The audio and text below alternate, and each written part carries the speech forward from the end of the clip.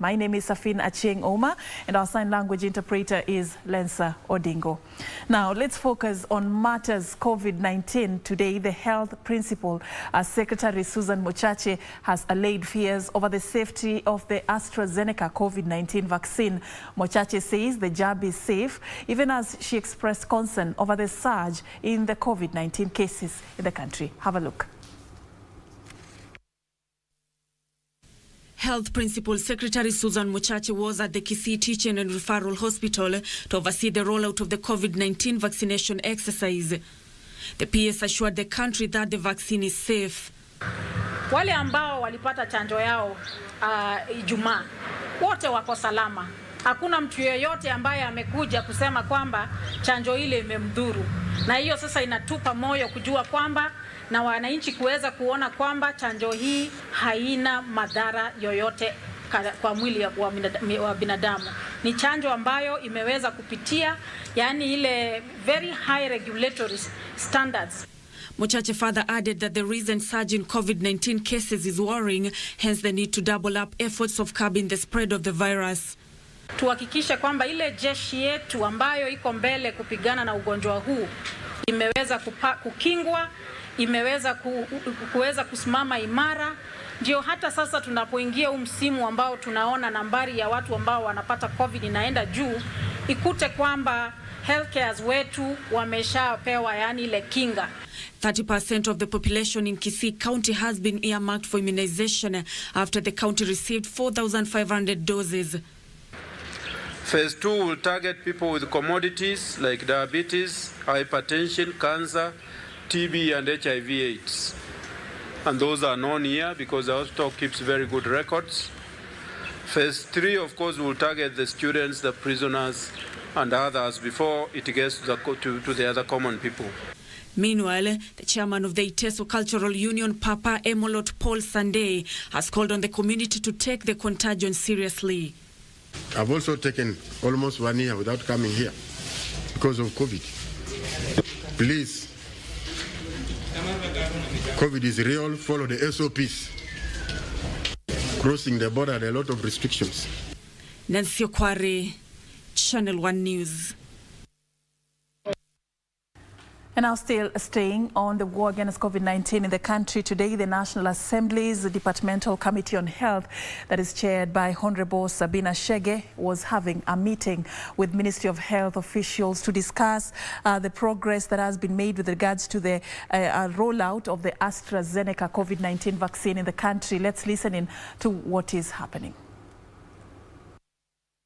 To address with clear reasons, and the people have to know that when you get vaccinated, you are protecting yourself and you are also protecting the public.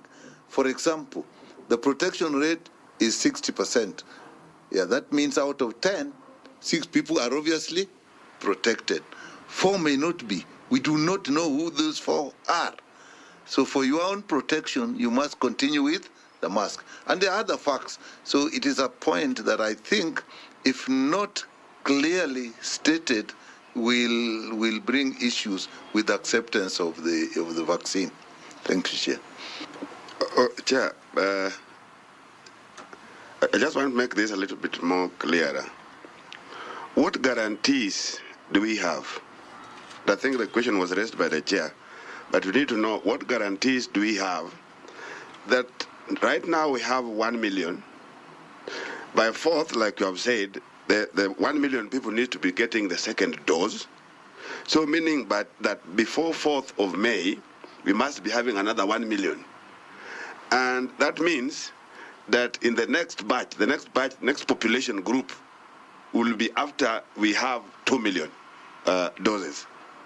Is that so? Guarantees. And if that is the case, then these guarantees are going to be sequenced in a manner that by the end of, I don't know what period the Chair was talking about, we shall have covered the entire population. The other one, again related to what he has raised, the arrangements, are there any controls or any arrangements that the government is doing in relation to the private health facilities? Are they able to import these vaccines at will? Or are there some controls? Madam CS, Daktari. Thank you, Chair. I'll start with the question by Honourable Member from Lamu. Indeed, there's a mechanism of how we will transport the vaccines once they get to any area where there's need for transportation by boat, by sea. Madam, Daktari, kidogo, unajua kwa kanuni za bunge, Mheshimiwa akiuliza swali kwa Kiswahili unaweza mjibu kwa Kiswahili. Tunataka kusikia Kiswahili chako. Thank you. You've caught me there. Okay. It's okay. Just right. Proceed. No. Mheshimiwa, pengine utanipa fursa kuweza kuongea na Kiswahili. Tumeweka mikakati ndio hizi vaccines, hizi chanjo zikifika zitaweza kusafirishwa kutumia chombo mbalimbali kufika hadi hospitali ambayo iko mbali on any mechanism in terms of movement. We have, forgive me members here, I'm trying to think of what you call a cold box and a vaccine carrier in Kiswahili. But we do have a mechanism where we actually have mobile cold storage facilities. If you remember, if you saw the vaccines when they landed at the airport on Wednesday, there was a big box. That box is actually a box that can be then outfitted into any carrier form, be it boat, be it car, be it lorry, be it truck. So the vaccines will be protected. And when you open the vaccine box, you'll see it's actually double cased with layers. So these are vaccines, sizile unaziona tu hapo nje. They're actually encased in boxes to ensure that they will be safe. So we are actually okay when it comes to transporting the different vaccines to the farthest area, to the hottest area, by whatever mechanism. The vaccine will reach there safe and sound. So in terms of, thank you, we'll get Kiswahili lessons later. Pia amesema itasafirisha kwa ngalawa na pia kulikuwa na vyombo speciali, sio? Asante. Asante sana. Okay, great. So in terms of